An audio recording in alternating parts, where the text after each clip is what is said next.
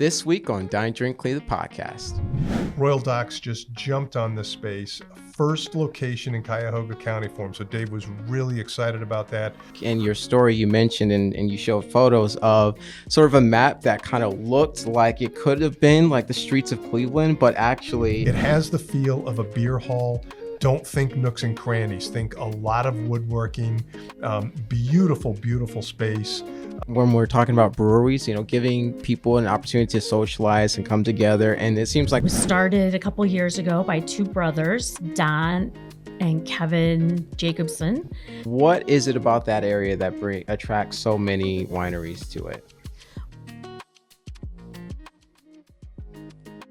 I'm Josh Duke, and you are watching or listening to DineDrinkCLE, the podcast, where each and every week we talk all things food and drink here in the Northeast Ohio area, bringing on insiders, influencers, and more to talk everything food and drink here in the Cleveland, Ohio area. So today, I'm hosting solo without Alex. She's on a little bit of a break, much needed, but she will return eventually. And today we have a very boozy news day. On the brewery side of things, we're going to have Marc Bona here to talk about Royal Docks House, which is coming to the Hingetown area. And also there's a new Richfield Brewing brewery coming, and there is new ownership for the Ohio Brewing Company. So we're going to talk a little bit about those updates with Marc Bona. And then later on the winery side of things, we have Wolfe, who's going to talk about a cool winery coming to the Grand River Valley area, Madison, called the Fossil Creek Winery. So we're going to talk a little bit about that later. But first up, we have Marc Bona. Welcome, Marc. Hey, Josh. Yeah. So what can you tell us about Royal Docks? What's going on with that? So Royal Docks, it was funny when I was doing research on this, and I've known the brewer Dave Satula for the better part of a decade. I can't believe next year will mark the 10th anniversary of Royal Docks Brewing Company. They started in Canton 2015. They've expanded. They have 3 locations, 2 in Canton, 1 in Madison. And Dave had told me a while back, it was his goal. He always wanted to come into Cleveland. He always wanted to crack this market. And now he has that opportunity, and he's done so. Royal Docks House is open in the Hingetown neighborhood of Cleveland. This is in a spot that was occupied by North High Brewing Company. They're based in Columbus. They were here for a minute. They were opened in conjunction in a physical space with Cohatch, the sharing co-op, the workspace, shared workspace. Cohatch is still there, but North High left, and Royal Docks just jumped on this space. First location in Cuyahoga County for him. So Dave was really excited about that. Right before it opened, I sat down with him and we had a long discussion about what's going on. They're very close to Saucy and Bookhouse for those people. And this is important because especially people who love craft beer love to hit more than one in a shot. So they're in walking distance to Saucy Brewhouse and Bookhouse in the Ohio City area. Nice space, 4,800. The old kind of mid-American decor is out. It's more of an eclectic decor. There's some neat things in there. Dave actually bought a rope, a $300 nautical rope from a now defunct brewery, and he and his staffers twirled it over 30 times around a column, and it's just kind of a cool little centerpiece. There's a lot of knickknacks that are well placed, but it's not junked up by any means. 16 taps going to start. And he wants to downsize his own beers to promote some of the local ones, lesser known local breweries. And the menu is just like the space itself. It's kind of eclectic. Now, he's an Anglophile, so the theme here is England. All things England, named after the actual Royal Docks that have been shut down for, I think, over 40 years at this point in England. But that was a very traditional area, a very important area when it came to world transportation.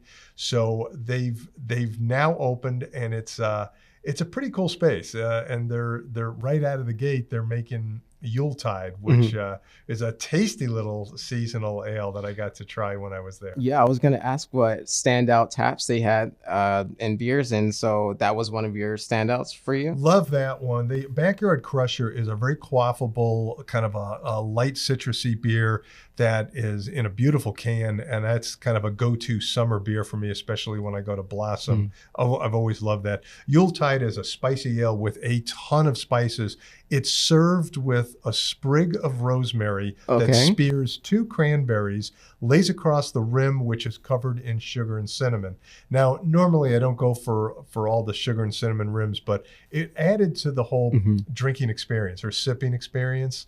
So it was kind of funny because I usually don't drink at 11 in the morning, but had my interview and had to have at least half a Yuletide. So that was pretty tasty. Yeah. And what you said before is that they have kind of this theme of England incorporated into it. And I think in your story you mentioned and you showed photos of sort of a map that kind of looked like it could have been like the streets of Cleveland, but actually it was, I believe it was some space in England. You want to talk about that a little bit? Yeah, I love that. Dave is kind of I guess I'd call him an art hobbyist. Okay. I mean, he likes creating art. He's done some of the labels. And there's this beautiful mural of a map, and it was right by the front door when you walk in, and he said, I actually did that. And I thought, he goes, right away, he told me it's not Cleveland. I could have sworn it was a map of Cleveland because the river is really crooked, just down to it exactly, just like the Cuyahoga.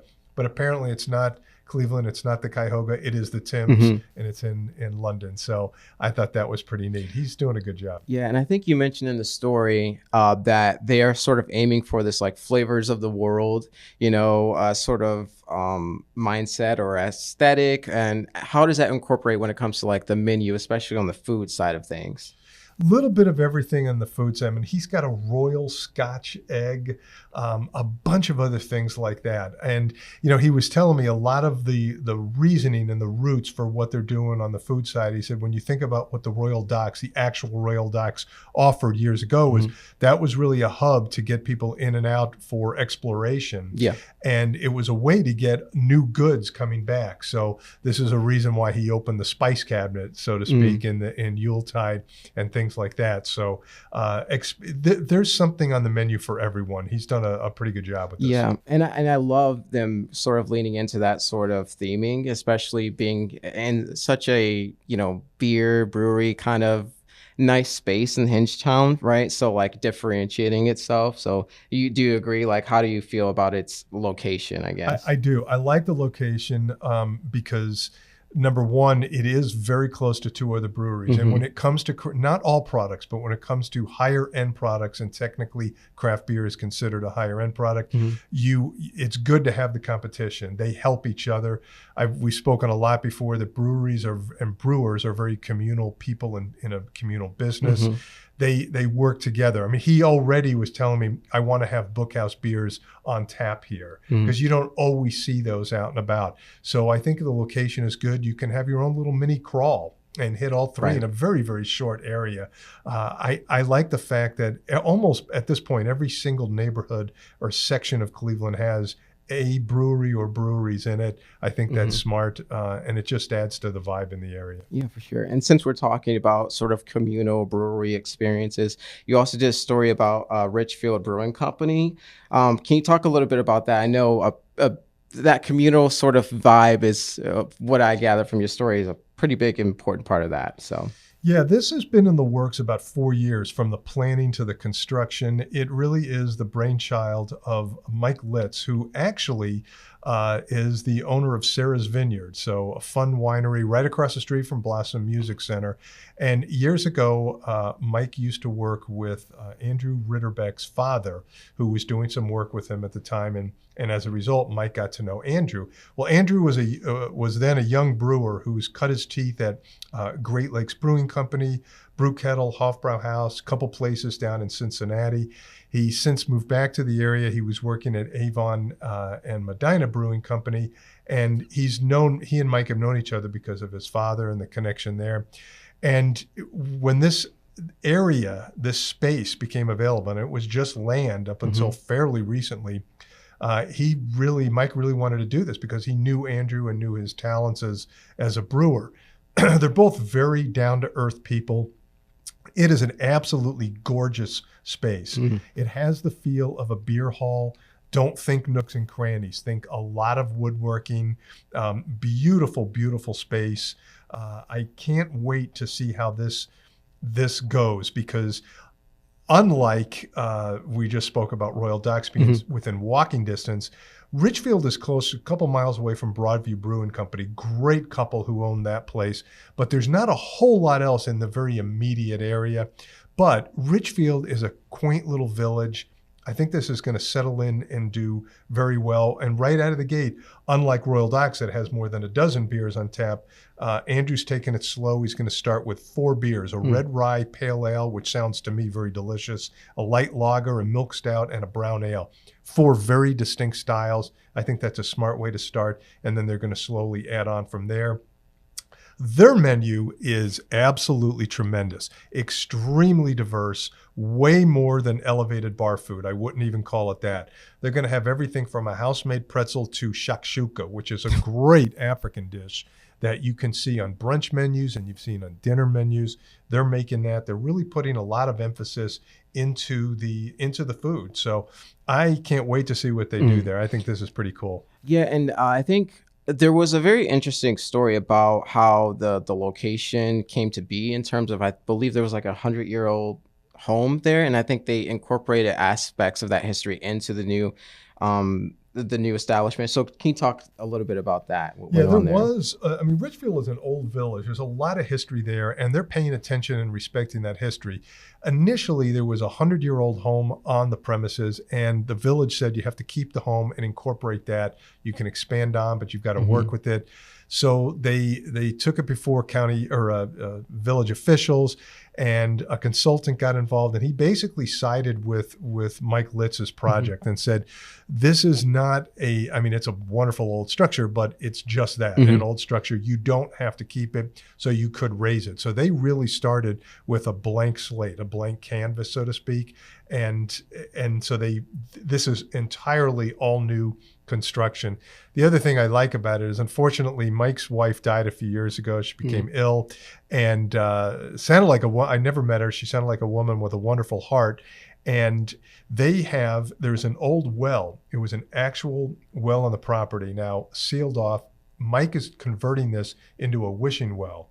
He's going to do it in her memory, in her honor, and every month the coins and money that people flip in there will be donated to the local Kiwanis Club for their project. So I thought that was a wonderful philanthropic component to all of this. Yeah, honestly, it's giving a lot of community vibes so far. And I know in your story you also go on to describe some of the seating. I think you described a communal centerpiece table that was like kind of a standout. Talk about that a little bit. Yeah, this has both large communal tables as well as smaller, like 4 tops throughout it. And it's very, very large. I mean, if you're looking for, this really is a great space, because you're going to be able to get in there and you got a great menu, and Andrew's a good brewer. So it's kind of a win-win across the board. One table, though, is a special table that was made. It's basically slate concrete, very thick, very heavy looking. It's as heavy as it looks.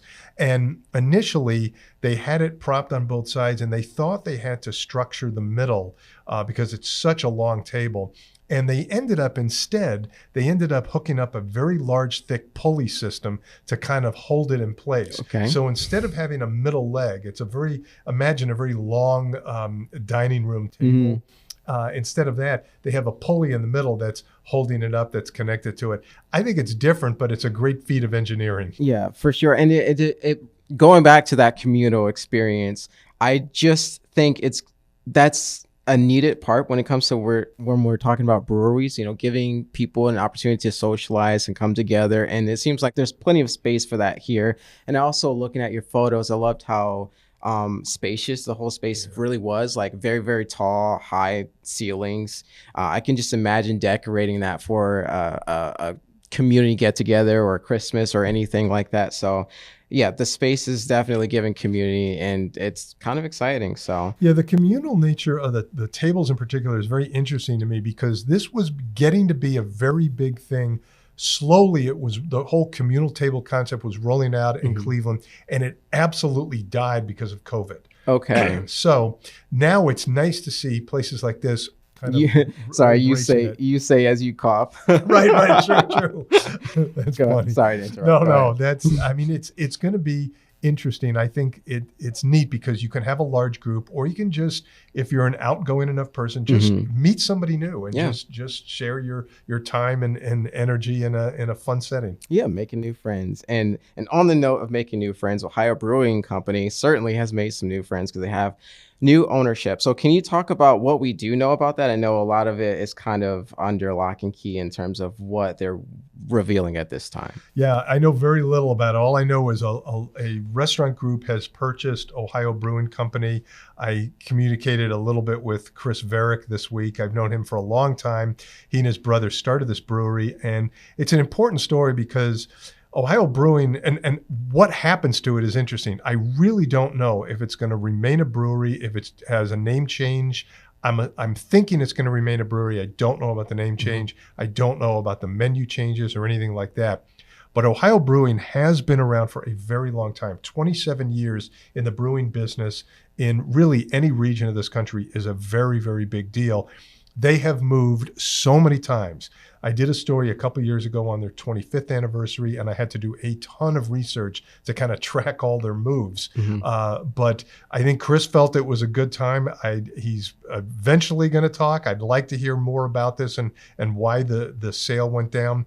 It does go in effect this month. They will be having an appreciation party on Saturday, December 7th. And they're located on, right now they're on Front Street in Cuyahoga Falls. This street was renovated and really reinvigorated a few years ago. It's across the street from Leo's Italian Social. It's close to a lot of businesses. It's walkable. The pedestrian area was refurbished by the city. They've done a nice job with it. So it is in a very good location.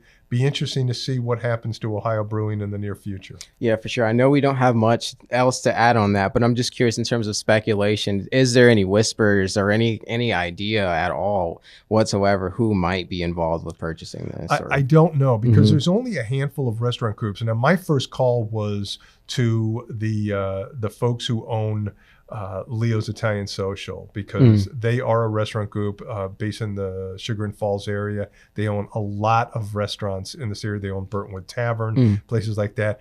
I thought with Leo's across the street, with a different type of business, because Leo's is very different from Ohio Brewing Company, I thought it would have been a natural fit, but it isn't them. Not sure who it is. I'm really curious about this, and I'll have to do a little bit more digging. Yeah, for sure. We'll find out soon enough on that. And just also from somebody who's been covering them for a long time, and like you said, they have a long history. Do you think it's sort of like, personally, I guess, would you prefer them to keep a name like that? Because I would just imagine you want the name to stick around. You know what I'm saying? That's a great question. I think in this case, I would want the name to stick around only because if you've been around 27 years, you clearly are doing something right. So I don't imagine that's going to change. And that's just my own personal speculation. Whether the production changes, whether it shifts, whether they shift the focus of the place, that's up in the air. There is a Columbus component to Ohio Brewing Company that the Varick brothers have, I believe, a minority interest in. I don't know what that means for this deal, so it's going to be interesting down the road. And now we have Paris Wolfe here to talk about Fossil Creek Wine, a new winery coming to the Grand River Valley. Welcome, Paris. Hi, Josh. Yeah, so as I understand it, this winery has a really cool backstory from a couple of brothers who are native to that rural area of Madison. So if you could talk a little bit about it. What is Fossil Creek? What is it offering? Well, 2 weeks ago, I was driving down Route 528 in Madison and noticed a new sign. So I stopped in to check it out. The winery is directly across from Grand River Cellars Winery. It opened about a month ago. It was started a couple years ago by two brothers, Don and Kevin Jacobson. They wanted to, at first, grow some grapes and try and sell grapes. And then they wound up trying to sell juice. And then they said, why not make our own wine? Because it's going to be more profitable. So they started making wine in 2019, I believe.